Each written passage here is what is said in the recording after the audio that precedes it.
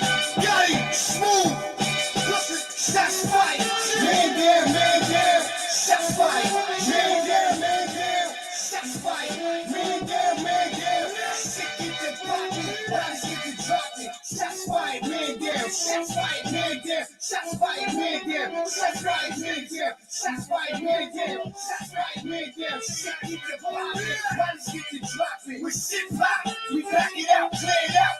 50 shots, air them out, lay them out. In broad day, shit real dead serious. Pussy being born, be a bitch with a period. Got an army nigga, gang banging, real homies. Screeching on niggas, anybody, including police. Fucking know me, I don't know, you gotta show me. I'm chillin' for real, motherfucker, you better know me. Put you in that trunk, in the back of that G-Ride, my paw prints. Ain't on like a street shot, act stupid, act crazy, show your ass niggas, shot fight. Man down, we sippin' back niggas, point aim. Put a bang, we not the same. G up in the beat up, you motherfuckers lame. Hook related, good game. Shots fight, man down, it's not a game. Shots fight, man down, shots fight, man down, shots fight, man down.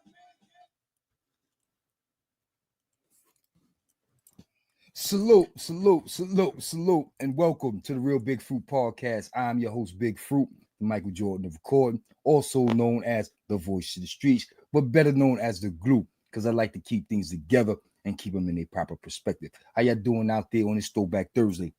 Yeah, it's a Throwback Thursday. You know I'm going to throw it back. But before I proceed, let me say this, right?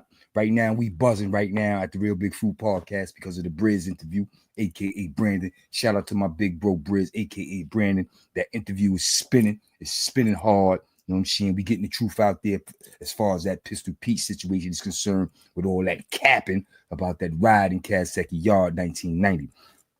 Also, I want to shout out the boy Harlem Legend. You know what I'm saying? He chopped up my content. He put it up there. And he also is going real hard with putting the truth out there when it comes to this Pistol Pete, the other Pistol Pete, and this Kasaki ride in 1990. So shout out to Harlem Legend TV. Also, shout out to my boy Briz, a.k.a.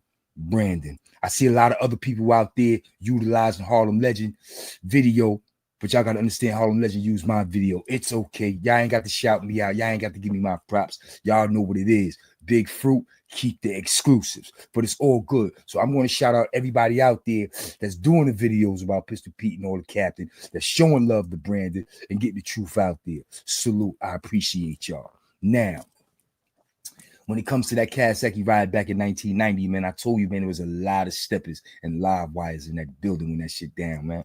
You know what I'm saying? And I couldn't help but reminisce about the OG, my big homie Khalif out of Fort Greene. You heard it, Khalif, Fort Greene's finest. Most people fail to realize Khalif is CLR big brother. You know what I'm saying? CLR been outside since 85 when he was like 7 years old. You know what I'm saying? He been in so much shit, been around so many hitters and so many ballers. People fail to realize he's the little brother of Khalif. You know what I'm saying?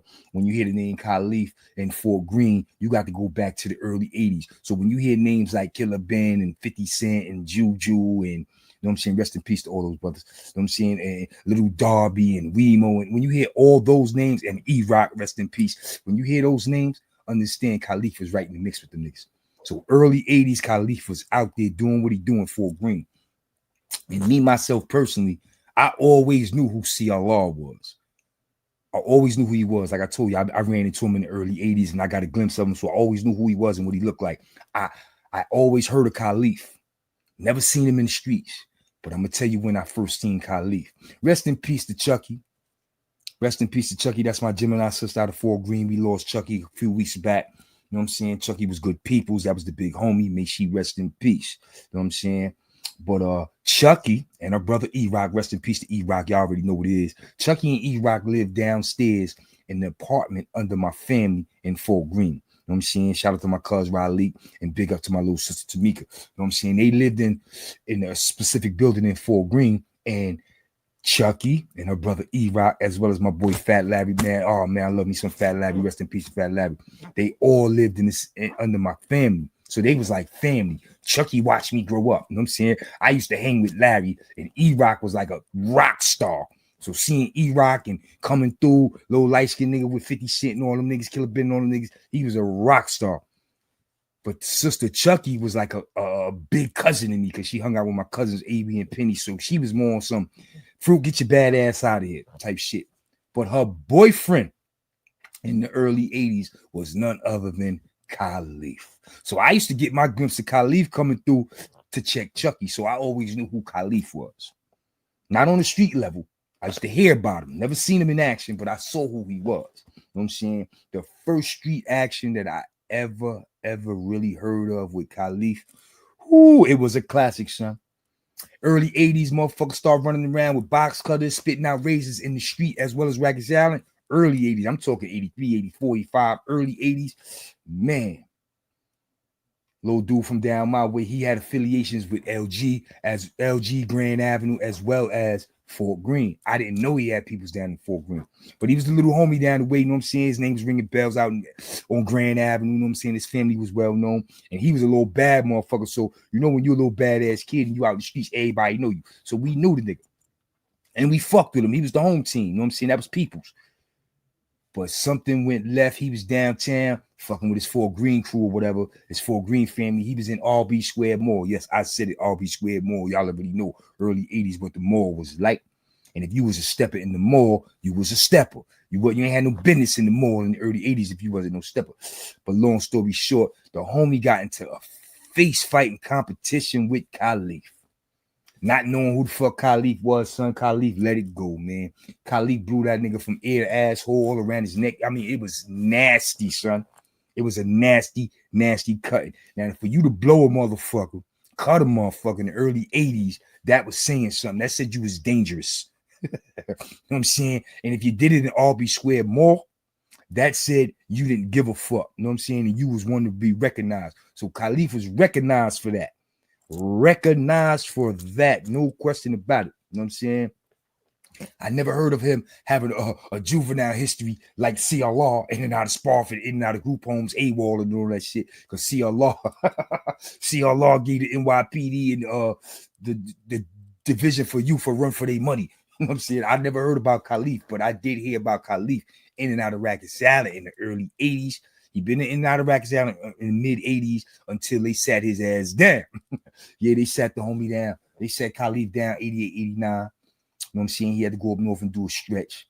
You know what I'm saying? And while he was doing that stretch, he was in the faux building with everybody, all the hitters, holding it down, repping Fort Greene to the fullest. So when you came through the Racket Sound in C-74, 88, 89, Khalif was a name you recognized. Khalif was a name repping Fort Greene and making sure Fort Greene niggas was good. Straight jacket. So after Racket Island, 80, 88, 89, 1990, adolescent days, you already know where he landed. Cash Shaggy. And he wasn't the only homie from the fort there. You know what I'm saying? Rest in peace to Jew Boy, a.k.a. Juju. You know what I'm saying? Those was two of the biggest names coming out of Fort Greene. And they both was in Cash Shaggy in 1990. You know what I'm saying? So when niggas hear the story about the riot and Brandon speaking up and telling truth and putting facts out there, understand there's a whole lot of other people that could do same. You know what I'm saying? Everybody ain't with the internet. Brandon wasn't with the internet, but Briz felt the need to get up here because when the riot took place, it was him who was attacked. It was him who everybody just basically blew the roof off the jail for. It was Brandon. So Brandon came on the platform and said what he had to say. But Khalif wouldn't do that. You know what I'm saying? In fact, Khalif probably don't even know I'm doing this story on him, son. I just felt the need to do the story because I was like, damn, everybody, you know what I'm saying? No, Brandon was there. Brandon did the respectable thing and didn't name drop and all that shit. But fuck that. Dude's just gonna have to be mad at Fruit, be in my DM, curse me out about their names getting dropped, or curse me out about doing videos about them, and I'll take them down. But in the meantime, I'm gonna ride this thing out, son, because I got love and respect for all the homies that was there, and I want the world to know, man, the homies was not no punks. The homies was not no suckers. The homies was not just standing there getting poked up by Pistol Pete. You know what I'm saying? This shit is hilarious. You know what I'm saying? But I wanted to get that out there because Khalif was in that building, holding it down, repping, making sure Fort Greene niggas was good. Him and Jew Boy. Rest in peace to Juju. Lo and behold, Khalif was in Kasaki for quite some time. So I didn't run into Khalif and meet him personally until he rolled up in Clinton in 9-5. But I was only there with him for 2 weeks. As soon as matter of fact, I might have only been, I was in the yard with Khalif one time. Khalif came to the yard, yo, what's up? I'm like, oh shit, yo, you Khalif, see Allah, brother. And while I was talking to him, I think I had to tell him, yo, hold on. And I clapped the nigga. And I went to the box and all that stupid shit, Clinton.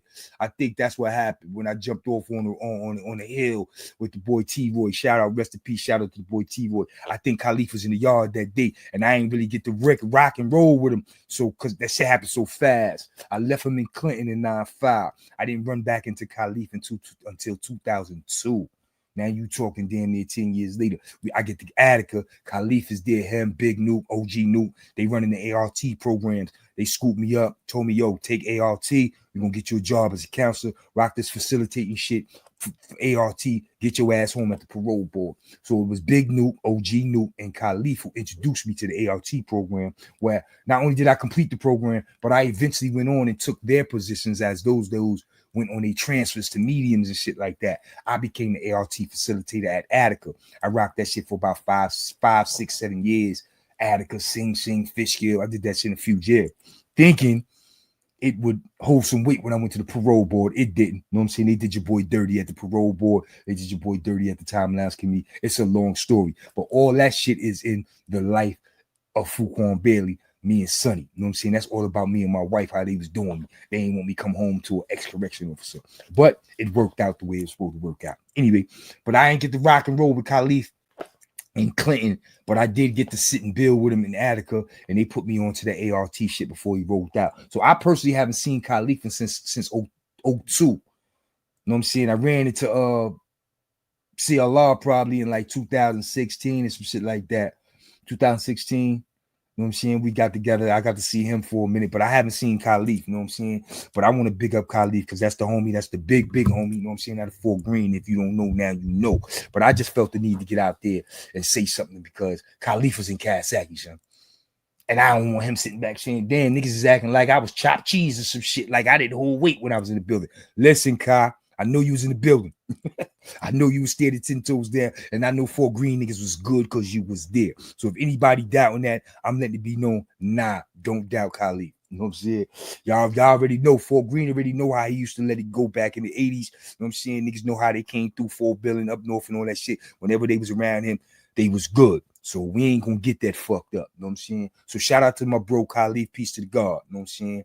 And on that note, man, I just wanted to big up Khalif. Y'all know how I do, man. I come through 6 minutes, Dougie, say what it is, say what it ain't. I felt the need to drop this story.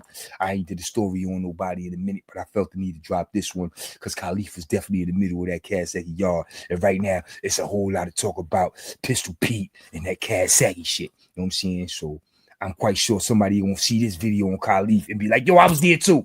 Do my story. You know what I'm saying? You know how niggas do. They love the lights. But it's all good.